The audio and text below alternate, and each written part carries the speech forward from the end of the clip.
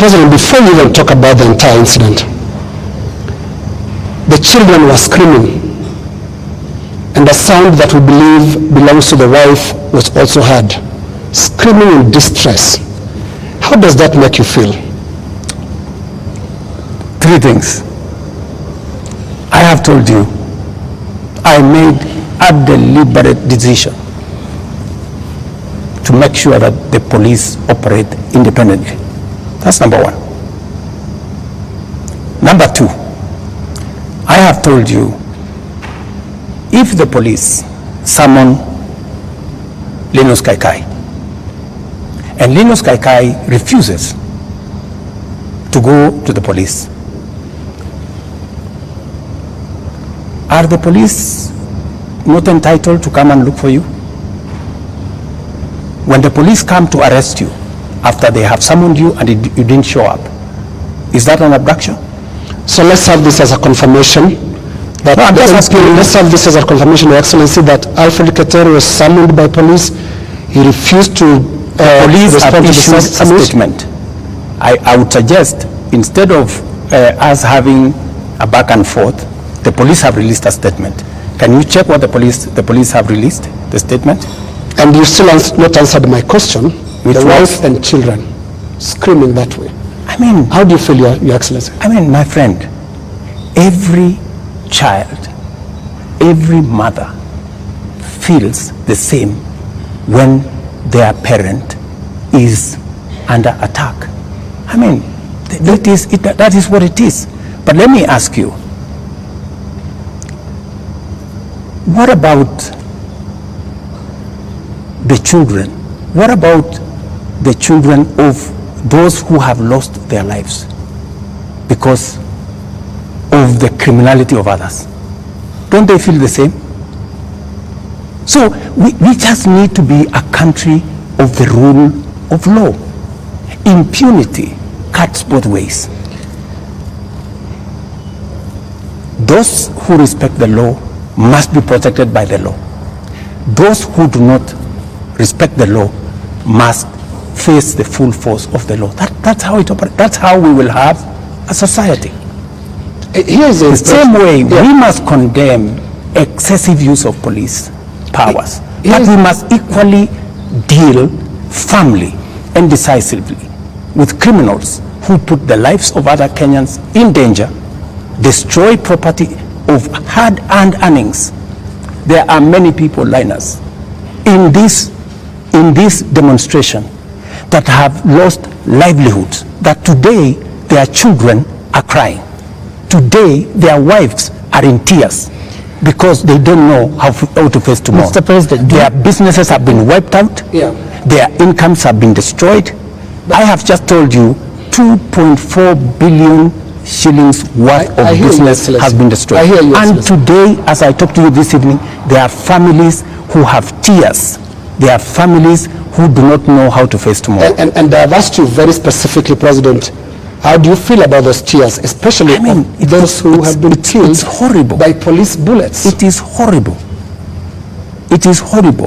When you find a situation where people are grieving, whether they are grieving because their parents have been arrested, or they are grieving because their hard-earned earnings of many years, monies there, I have on my phone, people who are saying, I borrowed money, my whole loan has been wiped out, my whole barber shop has been destroyed, my whole hardware has been looted and burnt, and they are in tears.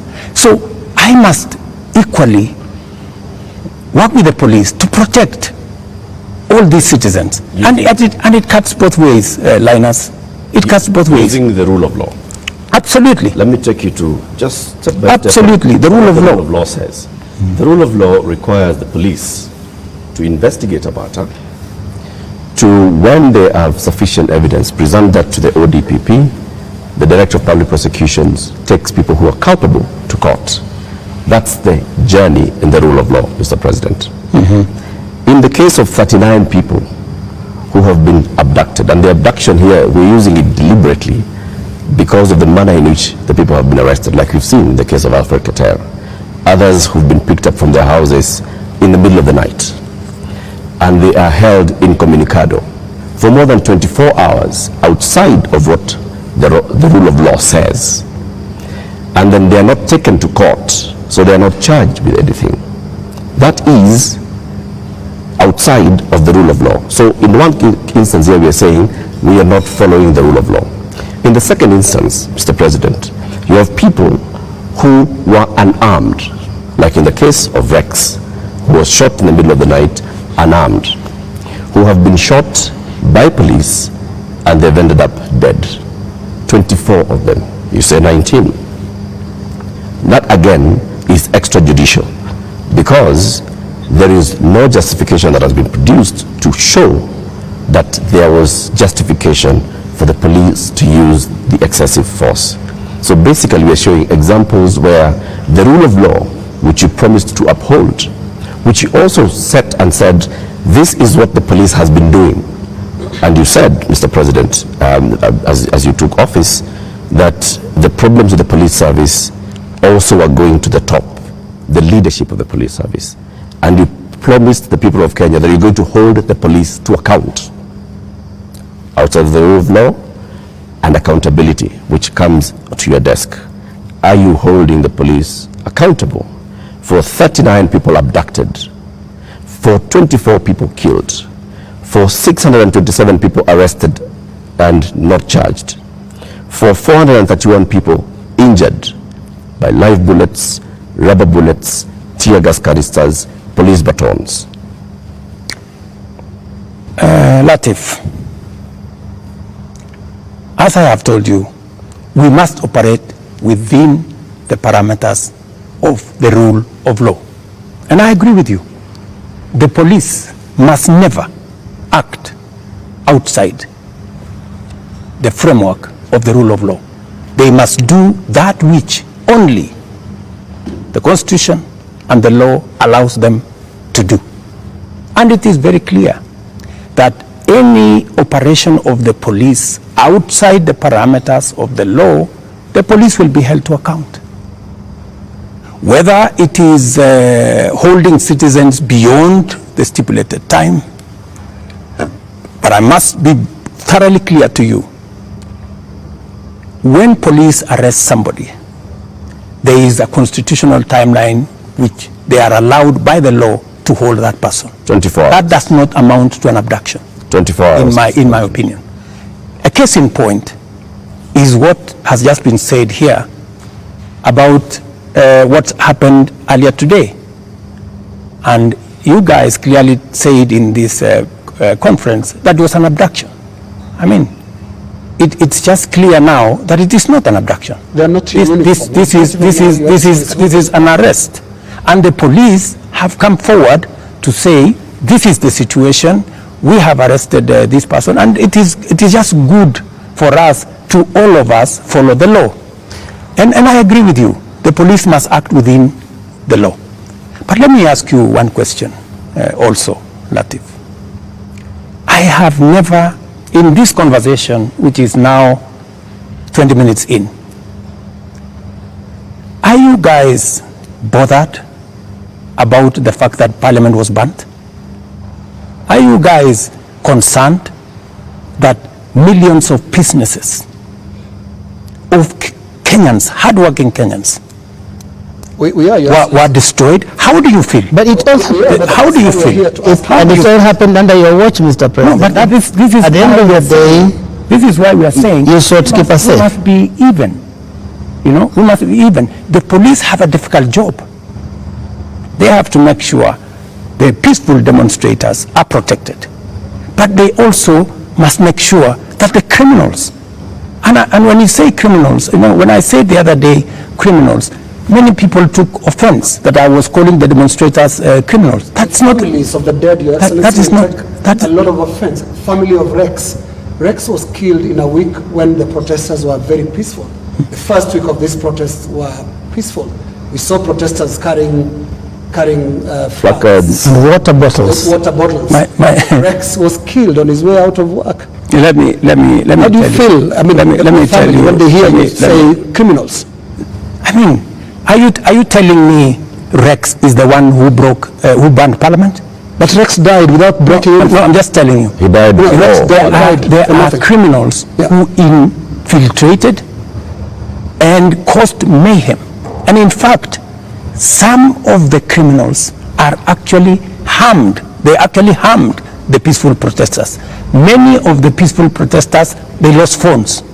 They were attacked. In fact, some of the peaceful protesters were attacked by criminals, including a clear example of the one I have explained to you, that they overpowered the police, took the gun from the police, and started shooting innocent people. So we must deal with this situation globally. Mr. President, I feel for Rex and the mother. This should not happen to any child in Kenya, especially when they are engaged in a peaceful demonstration. Mr. President, the concern I've heard from the young people, because I've been speaking to a lot of them, and they said they haven't heard you in the two statements. Actually, there are more now because you have spoken in other settings apart from the two addresses you gave. They haven't heard you address them. They haven't heard you talk to these parents. They haven't heard you acknowledge that there were people who were shot by police in circumstances that did not warrant that. Are you saying you haven't seen anything that bothers you about how police responded to these protests?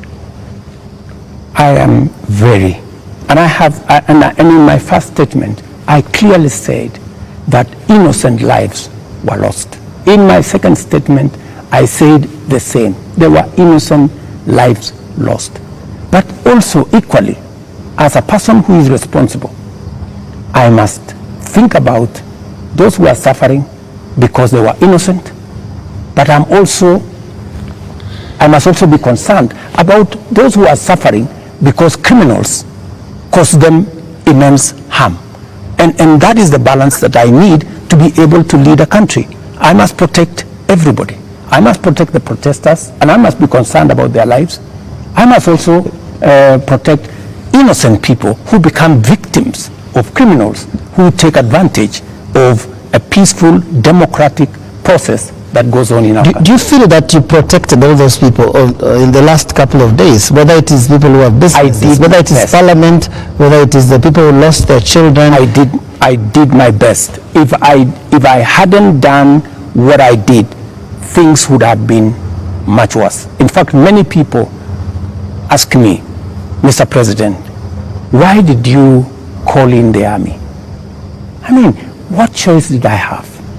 I mean, it would have been very reckless of me in the face of the kind of harm people had gone through, the 19 lives that were already lost, in the face of a banning Chief Justice Office, Parliament, and the rest of it. I mean, it would have been very reckless of me not to mobilize every arm of government and every arm of our security agencies to protect the country and to protect lives. You acted as Commander-in-Chief. You also acted as President, Head of Government, and the person who took the sword and promised to protect the people of Kenya. You chair the National Security Council, which brings in the head of the police, the head of the intelligence, the head of the military, and cabinet secretaries in those dockets. Did you have information prior to Tuesday that there was going to be infiltration of the peaceful demonstrations by the criminal elements that you've talked about more than once? And if you did, what did you do about it? We had information, and that is why we prepared in the manner in which we did. If we hadn't prepared in the manner in which we did, we would not be counting 19. We would be counting different numbers. Okay. And I am telling you that the level of mobilization by criminals was heavy. In fact, many of the peaceful protesters, many of the young people, very well-meaning young people, left the town by 10, maybe 11, because they realized, and in fact you could hear them in their zelo. They were saying, guys, this is not our group. let us go, let us leave. You could hear them. It was in public domain that the peaceful demonstrators all of a sudden realized that the whole thing had metamorphosed into criminality. So there were criminal elements that basically hijacked. So Tuesday, Wednesday, Thursday, Friday, Saturday, it is Sunday. Mr. President, how many people are in custody on account of this? Those who you said they conducted treasonous activities, there were criminal elements. You will see them in court tomorrow. How many people are in custody? You will see them in court tomorrow. The police know what I have a ballpark brief by the police that they have enough people. They have actually, because in Kenya nowadays, you cannot commit crime and get away with it. Those who attacked Parliament are on CCTV. Those who attacked the judiciary are on CCTV. Those who attacked everywhere, those who destroyed people's shops are on CCTV. Many of them are on the run, but we will catch them. Similarly, Your Excellency. Similarly, Your Excellency. Similarly. To your question, so the police are at it, because if we don't deal with impunity, we will not have a country. Now, similarly, Your Excellency, you speak of them, protesters being on CCTV. Not the protesters, I'm saying the criminals who attacked Parliament. Right. Now, every policeman also, without uniform, conducted an abduction. Has also been captured on camera. Those who captured Shad Kiprono were captured on camera. Those who captured Alfred Keter today were captured on camera. And a number of other such incidents. Similarly, so that because I can hear you balancing. Yes, that's correct. Yes, are we going to see action against the killer cops, or were they doing what you are saying you had to do to prevent this from being bad? Any killer cop who went beyond what is provided for in the law, action will be taken against them. But to your question, are you telling me, Linus, that a police officer becomes only a police officer when they are in uniform? No. Police officers can identify themselves even when they are in civilian. So, and when a police officer comes to you and says, this is my ID, I am police officer, you are under arrest for the following reasons, that is legitimate. You cannot tell me that because they were in civilian, then what they did was wrong. And you know that's not what they do. And that's not what they did to Alfred Keter or Shad Kiprono. Were you there? We have the CCTV footage. It's there. I would suggest, Linus, that we be fair to the police as well. And I have given you my word. Any police officer who does anything beyond the provisions of the law know the consequences. Just as any citizen who also participates in actions that are outside the law, they also know the consequences. And it is our responsibility to make sure that security agencies act in accordance with the law.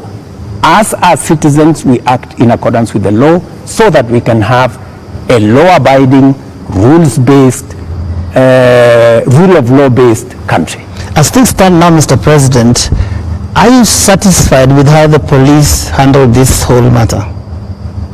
I think the police have done the best they could. If there are any excesses, we have mechanisms to make sure that those excesses are dealt with. Let's wrap up this with Your Excellency on that topic. You have absolutely no regrets about the abductions and no regrets about the killings? Those are your words. Those are not mine. They're also your deputy's words. Don't put words in my mouth. They're also your deputy's words, and it's part of your government, because it's so scary, Mr. President, sitting there and telling the whole country that from this moment on, we should not believe what your deputy tells us about the state of the nation until you speak. Yet we all thought that you're part of the same government. Don't inject my deputy into this conversation. I think it is not fair, since he's not here, to tell you in what context he said whatever he said. I think it is not proper to discuss the deputy president here, and he's my deputy. Please let me deal. But have you asked him that you had a press conference with the issues as they are now? I think being personal and going that direction does not help. I wish this was personal, Mr. President, but it's a really serious national issue that right after you spoke, your deputy told the whole world that he was informing us that extrajudicial killings and abductions had returned to this government that he is part of. How surely can that be personal, Mr. President? I am sure that if you interview the deputy president, he will answer that appropriately. You haven't asked him? You can take it from me that extrajudicial killing will not be part of an administration that I run. I can say that without fear of contradiction. Yes, in the interest of moving this conversation forward, Your Excellency, I want us to look into the last 2 extraordinary weeks that this country has had. Protests that you called tribeless and some of your aides called leaderless. But protests that are led by young people who are unhappy with how you've run this country for the last just under 2 years now. But the question they have as they look at you and watch as you speak today, Your Excellency, do you get it? I get it. Let me tell you, my good friend Linus. What we are facing today is not a product of 2 years. What we are facing today is a product of many years.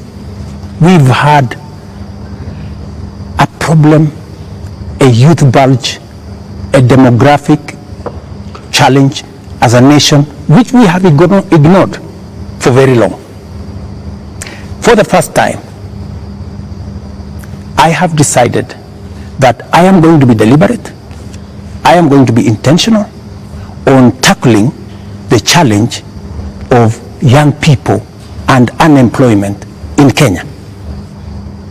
First time, there is an administration that thinks about the young people. Let me give you 3 examples, maybe 4. Well, let's keep it within the 2 weeks, please. No, it's okay. Yep. It's the 2 weeks. Yes. But don't look at the 2 weeks in isolation. The young people we have in the street did not happen in the last 2 weeks. They were not born when I became president. They were not jobless when I became, they did not become jobless when I became president. But I want us to... These are young people who over the years, we have close to 4.5 million young people who are out of school, out of college, with degrees, certificates, diplomas, without jobs. And that is why I have done 4 things. Number 1, when I pushed the housing program, it was not about the houses, it was about the jobs. Today, as I talk to you, Linus, we have 160,000 young people working in different parts of Kenya under our housing program. In Mukuru here in Nairobi, and I challenge you, Linus, to go there tomorrow, there are close to 4,000 young people working who are jobless. Number 2, I have a whole program on digital jobs. I was in Ruto. Now, the MP just allow me. Allow me to interrupt you. No, allow me. There are risks on both ends of this interview. No, you told me I want Your Excellency the young people. to talk about the last 2 weeks.